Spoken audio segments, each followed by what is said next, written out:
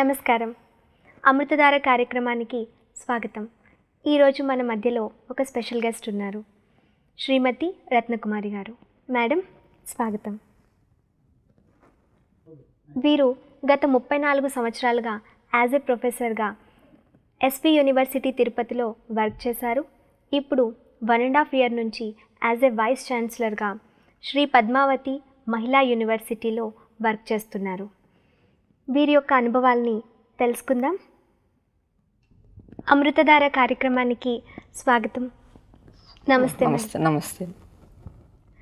ప్రజాపిత బ్రహ్మకుమారి ఈశ్వర్య విశ్వవిద్యాలయానికి మీరు మొదటిసారి విచ్చేశారు. అయితే ఈ యొక్క ఇన్స్టిట్యూషన్లో మీ యొక్క అనుభవాలు ఏ విధంగా ఉన్నాయి? నేను ఈ ఇన్స్టిట్యూషన్ రావడం ఇదే మొదటిసారి. ఇక్కడికి వచ్చిన తర్వాత నాకు మంచి అనుభవాలు ఉన్నాయి.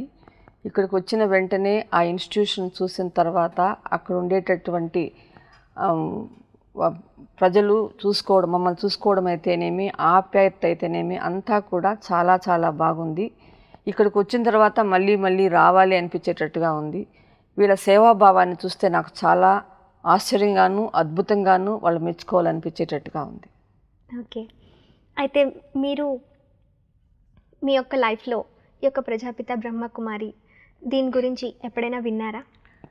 విన్నాను, కానీ అంత డీటెయిల్డ్ ఇన్ఫర్మేషన్ నాకు లేదు. బట్ సేవాభావంతో ఈ ఇన్స్టిట్యూషన్ రన్ అవుతుంది అన్నంతవరకే తెలుసు, కానీ లోపలికి వెళ్ళి ఏమేమి యాక్టివిటీస్ టేకప్ చేస్తున్న అవగాహన నాకు లేనే లేదు. ఇక్కడికి వచ్చిన తర్వాత చాలా యాక్టివిటీస్ టేకప్ చేస్తున్నారు అనేది బాగా అర్థమైంది. ఎక్కువగా వాల్యూస్ని సొసైటీలో నిలబెట్టడం కోసం ఈ ఇన్స్టిట్యూషన్ చాలా బాగా పనిచేస్తుంది. ఇది ఈ కాలానికి చాలా ముఖ్యం. ఎందుకు అంటే ఇప్పుడు మన సమాజంలో విలువలు పడిపోతూ ఉన్నాయి. ప్రతి ఒక్కరూ స్వార్థపూరితంగా పనిచేస్తున్నారు కాబట్టి అన్రెస్ట్ ఎక్కువగా ఉంది, సోషల్ వైసెస్ ఎక్కువగా ఉన్నాయి. కాబట్టి ఇలాంటి పరిస్థితుల్లో ఈ సేవా కార్యక్రమం ముఖ్యంగా వాల్యూస్ని పెంపొందించడంలో చేసేటటువంటి కృషి ఎనలేనిది, ప్రతి ఒక్కరూ మెచ్చుకోదగ్గ విషయమని నేను భావిస్తున్నాను. ఓకే. అయితే ఈ ఇన్స్టిట్యూషన్లో మీరు ముఖ్యంగా వాల్యూ ఎడ్యుకేషన్ ప్రోగ్రాంలో వచ్చారు. అయితే ఈ వాల్యూ ఎడ్యుకేషన్ అనేది దీని గురించి మీకు చాలా చాలా క్లాసెస్ కూడా జరిగి ఉంటాయి. సో మీరు దీన్ని ఏ రకంగా ఫీల్ అవుతున్నారు? బయట ప్రపంచంలో మీరు యాజ్ ఏ వైస్ ఛాన్సలర్గా ఉన్నారు అండ్ ఇంతకుముందు ప్రొఫెసర్గా కూడా వర్క్ చేశారు. సో మీరు చూస్తూనే ఉన్నారు విద్యార్థులు ఏ విధంగా ఉన్నారు బయట. అయితే బయట స్టూడెంట్స్కి కానీ పిల్లలకి కానీ తమ యొక్క ఎడ్యుకేషన్లో చదువు అయితే ఎలాగో ఉంటుంది, ఎడ్యుకేషన్ అనేది అదర్ థింగ్. దాంతోపాటు ఈ వాల్యూస్ వాళ్ళకి ఏ విధంగా ఉపయోగపడతాయంటారు? బయట ప్రపంచంలో వాల్యూస్ చాలా తగ్గాయని మనకు తెలుస్తుంది. మీ ఉద్దేశం ఏమిటంటారు?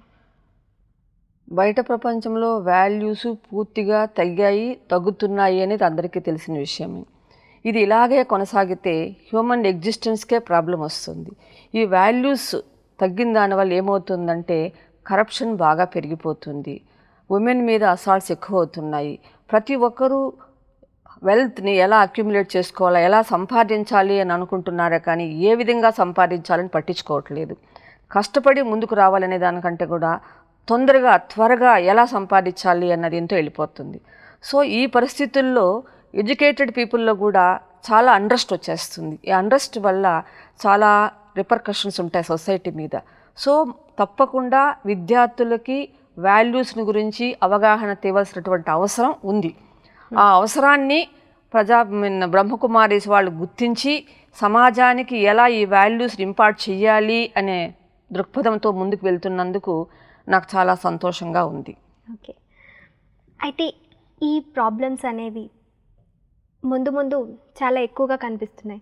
ఎందుకంటే బయట చూసినట్లయితే మీరు కూడా యాజ్ ఎ ప్రొఫెషనల్ వర్క్లో మీరు చూస్తూ ఉన్నారు.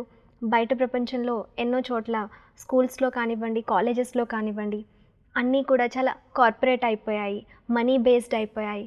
సో ఇది పిల్లలకే కాకుండా ఎవరైతే ఎడ్యుకేషన్ ప్రొవైడ్ చేస్తున్నారో వాళ్ళకు కూడా వాల్యూ ఎడ్యుకేషన్ అవసరం అంటారా? తప్పకుండా అవసరం అమ్మా. ఈ వాల్యూస్ని గురించి ప్రైమరీ స్కూల్ నుంచి స్టార్ట్ చేయాలనుకుంటున్నాను. ఎందుకు అంటే మా రాష్ట్రంలో ఆంధ్రప్రదేశ్లో ఈ మధ్యనే అండర్ గ్రాడ్యుయేట్ లెవెల్లో వాల్యూ బేస్డ్ ఎడ్యుకేషన్ మీద ఒక పేపర్ పెట్టారు.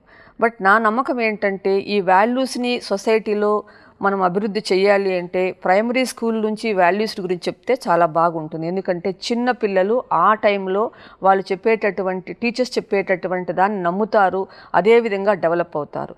కానీ ఈ వాల్యూస్ సమాజంలో సస్టైన్ కావాలి అంటే ఏదో ఒకరోజు ప్రోగ్రాం పెట్టాము అయిపోయిందంటే కుదరదు. ప్రైమరీ స్కూల్ నుంచి హై స్కూల్ వరకు, డిగ్రీ లెవెల్ వరకు ఆ వాల్యూస్ గురించి కన్నా మనం స్కూల్లో ఒక కోర్స్ కింద, అంటే ఆల్ సబ్జెక్ట్స్కి ఈక్వల్ కాకపోతే కూడా వీక్లీ 1 hour 2 hours ఈ వాల్యూస్ మీద చెప్తే తప్పకుండా దాని ప్రభావము విద్యార్థుల మీద ఉంటుంది. ఆటోమేటిక్గా సొసైటీలో కూడా దీని ప్రభావం ఉండి మంచి సొసైటీని మనం నిర్మించుకోవడానికి అవకాశం ఉంది. అయితే మహిళలు, మీరు స్పెషల్గా విమెన్స్ కోసం వర్క్ చేస్తున్నారు. సో విమెన్స్ కాలేజెస్లో ఎవరైతే మహిళలు ఉన్నారో తమకు తాము కాపాడుకోవడానికి, తమంతట తాము రక్షించుకోవడానికి అండ్ తమకు తాము సర్వ్ చేసుకోవడానికి ఈ వాల్యూస్ అనేవి ఏ రకంగా ఉపయోగపడతాయంటారు? మహిళలు తమంతట తాము రక్షించుకోవడానికి వాల్యూస్ మహిళలకు కావాలా పురుషులకు కావాలనేది ఇక్కడ ప్రశ్న.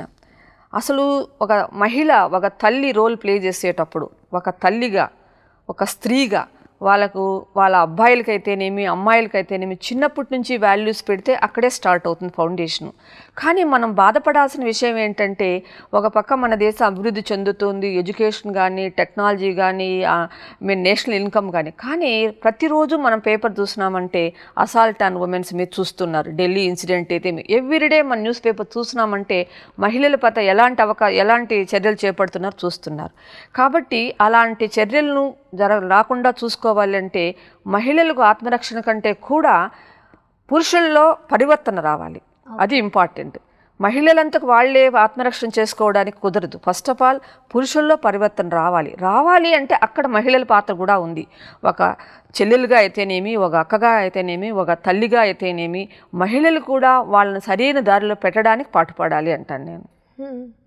ఎందుకంటే మహిళలు ఏ రకమైన దారిని చూపిస్తే పురుషులు అదే రకంగా నడుస్తారు. తల్లి మొదటి దైవము అంటారు.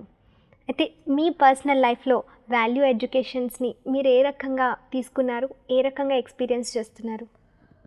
మేము చిన్నప్పుడు బాల్యంలో స్కూల్స్లో మోరల్ స్టడీస్ అని ఒక పేపర్ ఉండేది.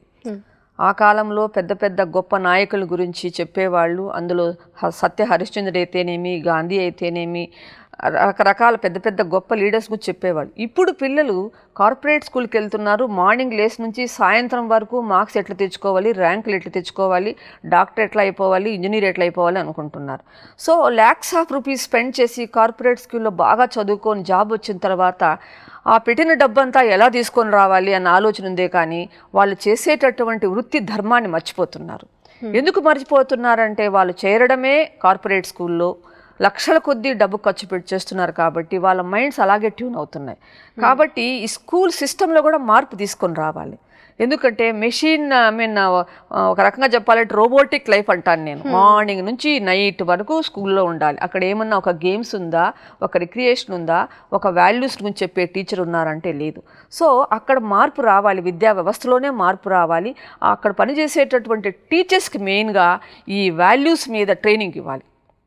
సో టీచర్స్కి ట్రైనింగ్ ఇచ్చి వీక్లీ 1 hour 2 hours వాళ్ళకి వాల్యూస్ మీద కన్నా మనం ఎడ్యుకేట్ చేస్తే అది మన సమాజానికి చాలా మంచి జరుగుతుంది అని నేను భావిస్తున్నానమ్మా. చాలా సంతోషం. అయితే ఈ యొక్క వాల్యూస్ అనేది ప్రతి ఒక్కరికి చాలా అవసరం అంటారు. అయితే మరి బయట ప్రపంచంలో మనం చూసినట్లయితే ఎవరైనా వాల్యూ బేస్డ్ క్లాసెస్ తీసుకున్నా చాలా బోర్గా ఫీల్ అవుతారు. స్టూడెంట్స్ అయినా కాలేజ్ వాళ్ళైనా ఓకే వాల్యూస్ గురించి అంటే ఎవరికి ఫోకస్ ఉండదు. అదే తొందరగా తక్కువ టైంలో ఎక్కువ డబ్బు సంపాదించవచ్చు, లేకపోతే ఎక్కువ నాలెడ్జ్ గెయిన్ చేయొచ్చు అని అందరూ అనుకుంటున్నారు. సో అలాంటి వాళ్ళకి స్టూడెంట్స్లో ఏ రకంగా మార్పు తీసుకురావచ్చు అంటారు? స్టూడెంట్స్ని వాల్యూస్ మీద థియరిటికల్గా చెప్పకుండా కొంతమంది గొప్ప వ్యక్తుల గురించి ఎగ్జాంపుల్స్ చెప్తూ వాళ్ళల్లో ఆ గొప్ప వ్యక్తులు ఉండేటటువంటి విలువల వల్ల వాళ్ళు ఈరోజు ఏ స్థాయిలో ఉన్నారు, వాళ్ళని గురించి ప్రజలు ఎలా గుర్తించుకుంటున్నారు. అంటే వాల్యూస్ చెప్పినంత మాత్రాన నీ చదువు ఆపేయమనట్లేదు, నీ వృత్తిని మానుకోవడం లేదు. వాళ్ళకు కావాల్సినటువంటి సాధించుకుంటూ వాల్యూస్ కూడా నాకు నమ్మకం ఏంటంటే చిన్నపిల్లల నుంచి మనం చెప్తూ వస్తే, ఇప్పుడు మనం హరిశ్చంద్రుడి గురించి మనం చెప్పుకుంటున్నాం కదా, సో గొప్ప వాళ్ళ గురించి మనం చెప్పుకుంటున్నా అంటే ఎగ్జాంపుల్స్ చెప్పామంటే తప్పకుండా వాళ్ళలో మార్పు వస్తుంది. చదువుతో పాటు వాల్యూస్ ఎడ్యుకేషన్ మీద చెప్తున్నామే కానీ కంప్లీట్గా నువ్వు చదువు మానేసే వాల్యూస్ మీద మాత్రమే మేము చెప్తామని అనట్లేదు. ఎందుకంటే ప్రతి ఒక్కరూ మానవ జన్మ ఏంటంటే ప్రతి ఒక్కరికి ఆశలు అనేటివి ఉంటాయి, మనం కాదనేదానికి లేదు. వాళ్ళ జీవితంలో అది సాధించాలి ఇది సాధించాలి అనుకోవడం తప్పు కాదు. ఆ సాధించడంతో పాటు విలువలతో ఉండాలి అనేది మనం చెప్తున్నాం. సో దాన్ని మనం ఎలా కంటెంట్ డెవలప్ చేయాలి, ఎలా పిల్లల్ని అట్రాక్ట్ చేయాలి అనే దాంట్లో కొంత డీటెయిల్డ్గా స్టడీ చేయాల్సిన అవసరం ఉంది. థియరిటికల్గా విలువలు ఉండాలి అంటే నోబడీ విల్ బిలీవ్. కాకపోతే ఆ విలువల ప్రాముఖ్యతను వాళ్ళకు కొన్ని రియల్ ఎగ్జాంపుల్స్తో తీసుకొని చెప్తే వాళ్ళు నేర్చుకుంటారు అనేది నా అభిప్రాయం. మీ ఇన్ని సంవత్సరాల ప్రొఫెషనల్ లైఫ్లో టీచింగ్ ఫీల్డ్లో కానివ్వండి, బయట ఫీల్డ్లో కానివ్వండి, ఇంట్లో కానివ్వండి, మీరు పిల్లల్లో ఏ రకమైన ప్రాబ్లమ్స్ చూసారు, వాళ్ళని ఏ రకంగా మారిస్తే బెటర్ అని మీకు అనిపిస్తుంది? విద్యార్థుల్లో నా ఎక్స్పీరియన్స్లో విద్యార్థుల్లో చాలా చేంజ్ వచ్చిందమ్మా. ఈ మధ్య చూస్తుంటే ఈ ఎడ్యుకేషన్ సిస్టంలో మార్పుల వల్ల కష్టపడి చదివేది తగ్గిపోయింది.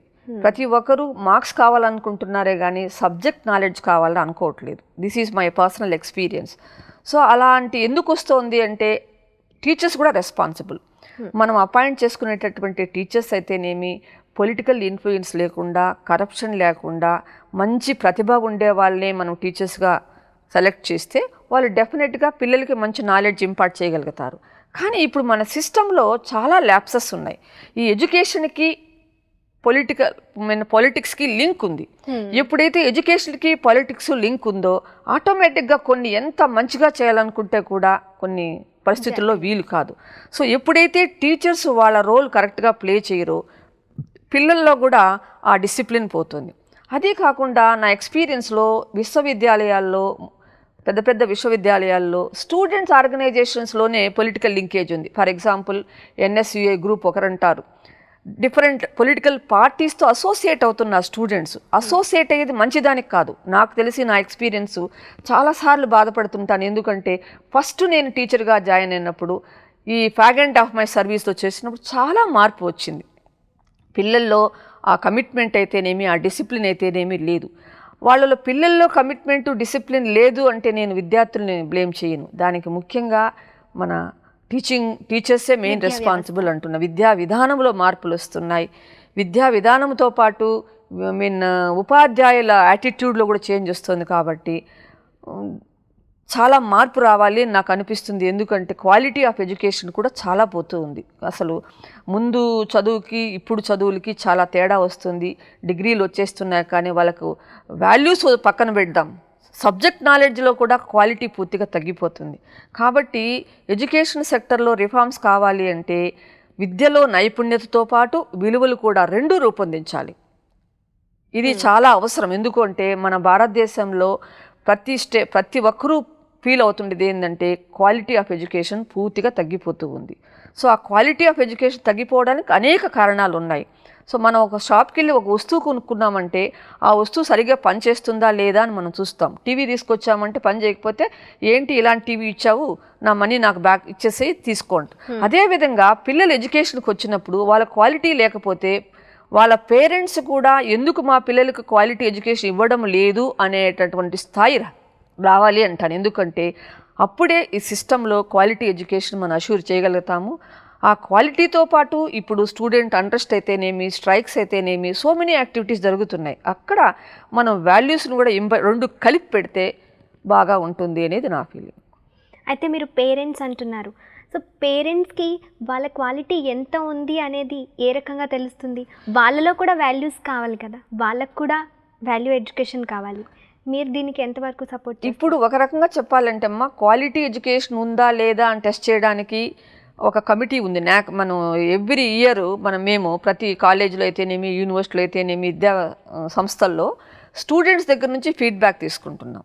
స్టూడెంట్స్ నుంచి ఏం ఫీడ్బ్యాక్ తీసుకుంటామంటే, పలానా టీచర్ మీకు పాఠం చెప్పాడు, ఆ పాఠం మీకు అర్థమైందా లేదా, డౌట్లు అడిగితే చెప్పారా లేదా, మీరు ఆ చెప్పే టీచర్ అటువంటి నాలెడ్జ్ ఫుల్గా ఉందా లేదా, మిమ్మల్ని ప్రేమగా ఆప్యాయతగా చూసి చెప్పాడా లేదా, ఇలాంటి చాలా క్వశ్చన్స్ ఉంటుంది. ఒక క్వశ్చనర్ ఇస్తాం.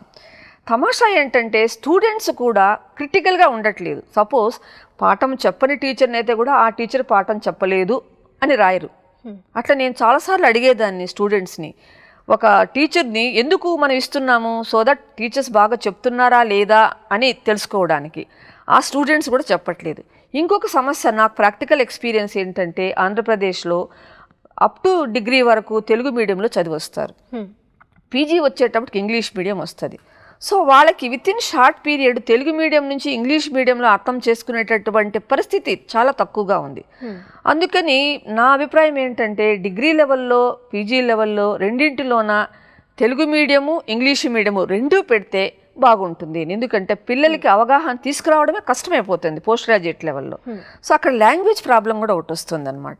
సో పిల్లలకి ఏంటంటే, మా టీచర్ బాగా పాఠం చెప్పలేదు అని రాయడానికి అది గురుభక్తనాలనో లేకుంటే భయమనాలనో నేను చెప్పలేను, కానీ కరెక్ట్గా వాళ్ళు ఇవాల్యుయేట్ చేయడం సరిగ్గా చేయట్లేదు. పేపర్ మీద చాలా బాగుంటుంది, ఎందుకంటే నాక్ రిపోర్ట్ అయితేనేమి, ప్రతి గవర్నమెంట్ సెక్టర్ మాకు ఒక ఇవాల్యుయేషన్ ఉంటుంది. ప్రతి ఇన్స్టిట్యూషన్కి పర్ఫార్మెన్స్ అసెస్ చేస్తారు. ఆ పర్ఫార్మెన్స్ అసెస్ చేసేది teaching ability of the teachers చూస్తాము, research ability of the teachers చూస్తాము, అవైలబిలిటీ ఆఫ్ ఇన్ఫ్రాస్ట్రక్చరల్ ఫెసిలిటీ చూస్తాం. బట్ టీచింగ్ ఎబిలిటీ దగ్గరికి వచ్చేటప్పటికి పిల్లలు మనల్ని ఇవాల్యుయేట్ చేయాలి. సో ఆ పిల్లలు ఇవాల్యుయేషన్ పర్ఫెక్ట్గా చేస్తారా? ఇప్పుడు అమెరికన్ స్టాండర్డ్స్లో అయితే if you go to foreign కంట్రీస్లో వాళ్ళు బాగానే చేస్తున్నారు. ఇక్కడ కొంచెం నాకు ఎందుకో సరిగ్గా ఎవాల్యుయేట్ చేయడం లేదు అనిపిస్తుంది. ఇంకొకటి మీరు అడిగారు ఇప్పుడే, పేరెంట్స్ ఉన్నారు. ఎడ్యుకేటెడ్ పేరెంట్స్ బాగానే అడుగుతున్నారు. ఉదాహరణకి నాకు ఒక ప్రాక్టికల్ ఎక్స్పీరియన్స్ ఉంది. ఏంటంటే మా కాలేజీలో ఎంసీఏ కోర్సులో అమ్మాయిలు చేరారు.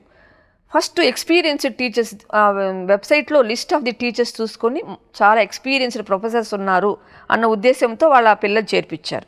ఫస్ట్ 1 month కొంతమంది టీచర్స్ లీవ్లో ఉన్న దానివల్ల టెంపరీ ఫ్యాకల్టీని పెడితే ఇమీడియట్గా కాల్ చేయడం మొదలెట్టారు.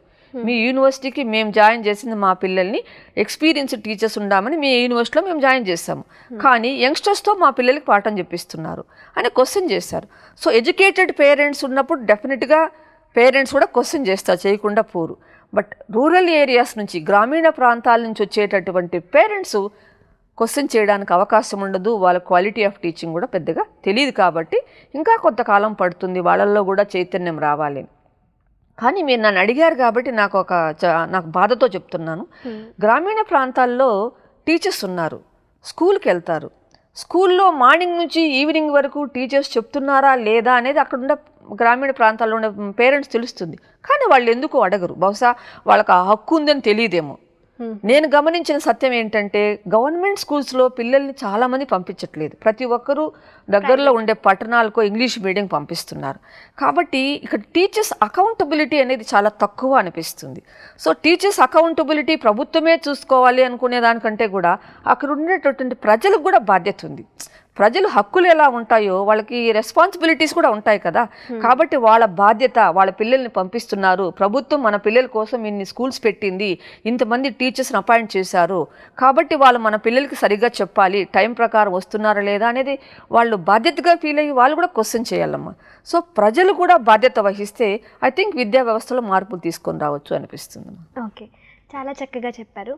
అయితే ఈ యొక్క విద్యా వ్యవస్థని మార్చాలి అంటే స్పిరిచువాలిటీ ఉపయోగపడుతుందంటారా? తప్పకుండా అమ్మ. ఈ వాల్యూసు మీరు ఇంతకుముందే అడిగారు, వాల్యూ ఎడ్యుకేషన్ ఎట్లా చెప్పాలి అని. ఈ వాల్యూసు స్పిరిచువల్ థింకింగు రెండు కూడా ఒక కాయిన్కి 2 sides, రెండు మిళితం చేసి చెప్తే డెఫినెట్గా ఉపయోగపడుతుంది అని నేను అనుకుంటున్నాను. ఓకే, చాలా థ్యాంక్ యూ మ్యామ్. ఈ వాల్యూ బేస్డ్ ఎడ్యుకేషన్ అనేది మీ యూనివర్సిటీలో మీరు ఏ రకంగా తీసుకొస్తారు? ఇక్కడ ఈ కాన్ఫరెన్స్ అటెండ్ అయిన ఫస్ట్ డేనే నాకు ఆలోచన మొదలైంది, ఎలా ఈ వాల్యూ బేస్డ్ ఎడ్యుకేషన్ మా యూనివర్సిటీలో ఇంట్రడ్యూస్ చేయాలి. మా యూనివర్సిటీలోనే కాకుండా స్కూల్ లెవెల్ నుంచి పీజీ లెవెల్ వరకు తీసుకురావడానికి మన ప్రభుత్వానికి మనం ఏమన్నా ప్రపోజల్ ఇవ్వగలుగుతామా అన్న కోరిక కూడా ఉంది. అది కాకుండా మా స్టేట్లో డిగ్రీ లెవెల్లో ఒక కోర్స్ సెమిస్టర్లో వాల్యూ బేస్డ్ ఎడ్యుకేషన్ పెట్టారు. అందులో కరికులంలో ఎలా ఉంటుంది, ఇక్కడ ఉండే ఎక్స్పీరియన్స్ బేస్ చేసుకుని వీళ్ళ దగ్గర అంతా కూడా నేను మెటీరియల్ తీసుకున్నాను. అందులో కరికులంలో ఏమన్నా ఇంప్రూవ్మెంట్ తీసుకురాగలుగుతామా, దానికి కూడా ఎలాంటి ప్రయత్నం చేయాలి అన్న ఆలోచన అయితే నాకుంది. ఫర్ ద టైం బీయింగ్ నేను మాది women's university some diploma in value education start చేయాలి, అలాగే పీజీ చేయాలి, డిస్టెన్స్ మోడ్లో దూర విద్యా భాగంలో చేయాలి అన్న ఆలోచన అయితే వచ్చింది. సో దానికోసం నాకు కావాల్సినటువంటి మెటీరియల్ అంతా కూడా తీసుకున్నాను. వెళ్తూనే మా అధ్యాపకుల బృందంతో కూర్చొని డిస్కస్ చేసి ఏ కోర్సులు పెడితే ఎలా ఉంటుంది అని డిస్కస్ చేసి తప్పకుండా ఈ వాల్యూ ఎడ్యుకేషన్లో ఏదో ఒక కోర్స్ ఇంట్రడ్యూస్ చేయాలి అన్న ఆలోచన ఉంది. తప్పకుండా చేస్తాను అనే నమ్మకంతో నేను ఇక్కడి నుంచి వెళ్తున్నానమ్మా. చాలా చాలా సంతోషం. మీ దగ్గర చాలా ఆదర్శమైన భావాలు ఉన్నాయి.